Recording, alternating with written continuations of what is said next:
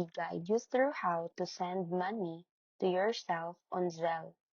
So the first thing you need to do is to open banking app and make sure your Zelle account is already set up. To send money to yourself, you'll need two different bank accounts that are both eligible for Zelle. Register one account with your email address and other with your mobile number.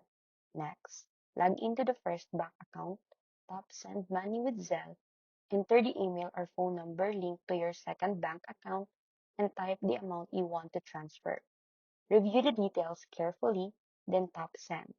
Once the transfer is processed, open the second bank account and check for the incoming payment. In many cases, the money arrives within minutes, although timing may vary depending on your bank. So that's it.